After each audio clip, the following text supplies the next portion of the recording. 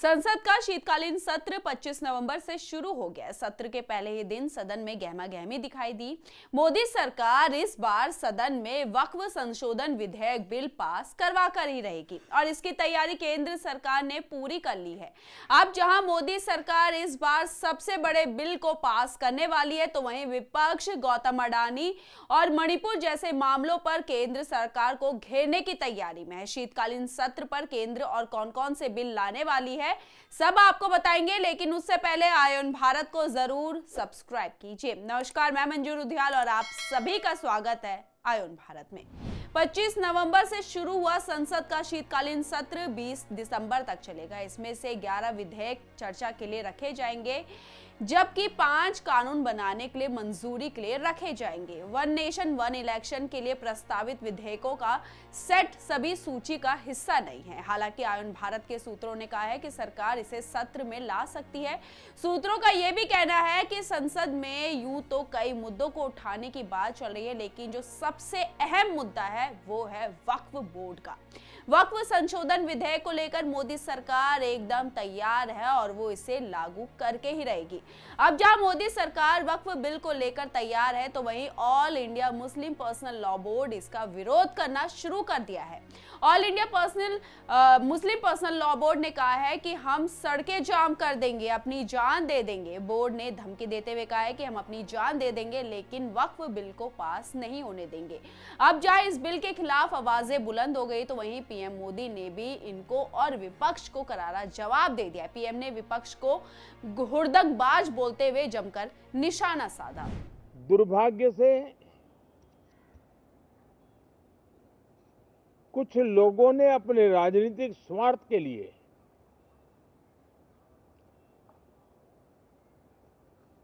जिनको जनता ने अस्वीकार किया है, वे संसद को भी मुट्ठी भर लोगों के हुड़दंगबाजी से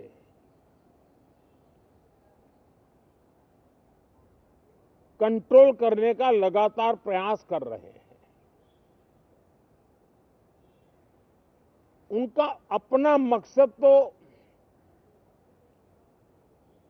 संसद की गतिविधि को रोकने से ज्यादा सफल नहीं होता है और देश की जनता उनके सारे व्यवहारों को काउंट करती है और जब समय आता है तो सजा भी देती है। दरअसल संसद के शीतकालीन सत्र शुरू होने से पहले पीएम मोदी ने संसद परिसर से देश को संबोधित किया। पीएम मोदी ने कहा कि शीतकालीन सत्र है और माहौल भी शीत रहेगा।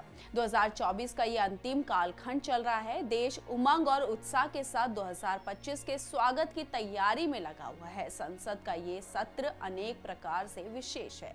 जहां पीएम ने बातों बातों में ये कहा कि इस बार सत्र अनेक प्रकार से विशेष है, तो वहीं उन्होंने ये बोल के वक्फ बिल की तरफ इशारा किया है। बताते चले कि वन नेशन वन इलेक्शन और वक्फ संशोधन विधेयक को लेकर सरकार और विपक्षी दलों में पहले भी टकराव देखने को मिल चुका है। वक्फ बिल को लेकर गठित जेपीसी की बैठक में काफी हंगामा पहले भी हो चुका है।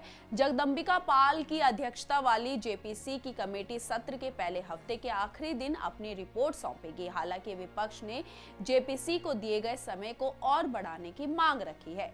वहीं एक देश एक चुनाव पर रामनाथ कोविंद कमेटी भी सरकार को अपनी रिपोर्ट सौंप चुकी है और उस रिपोर्ट को कैबिनेट की मंजूरी भी मिल चुकी है, लेकिन 16 विधायकों की लिस्ट में इससे संबंधित विधेयक का जिक्र नहीं है। जबकि इस पर संसदीय कार्य मंत्री किरण रिजिजू का कहना है कि जेपीसी का कार्यकाल बढ़ाने का प्रावधान है, लेकिन अभी तक इस पर कोई चर्चा नहीं हुई है। इस पर चर्चा कार्य मंत्रिगण समिति में होनी चाहिए। जेपीसी ने 22 अगस्त से लेकर अब तक 25 बैठकें की है। इनमें से 123 हितधारकों से सुझाव लिए गए हैं, जिसमें से 6 मंत्रालय, 8 वक्फ बोर्ड और 4 अल्पसंख्यक आयोग शामिल है। बता दें कि वक्फ एक्ट 1995 को वक्फ संपत्तियों को रेगुलेट करने के लिए बनाया गया था, लेकिन इस पर भ्रष्टाचार और अतिक्रमण के आरोप लगे। वक्फ संशोधन विधेयक 2024 के जरिए इसमें सुधार लाने, डिजिटलाइजेशन, ऑडिट, ट्रांसपेरेंसी और अवैध कब्जे वाली संपत्तियों को वापस लेने के लिए कानूनी तंत्र बनाने का लक्ष्य है। वक्फ बिल सहित इस बार 16 विधेयक सूचीबद्ध किए गए हैं। शीतकालीन सत्र के दौरान सरकार पंजाब कोड संशोधन विधेयक, मर्चेंट शिपिंग विधेयक, तटीय शिपिंग विधेयक और भारतीय बंदरगाह विधेयक पेश कर सकती है।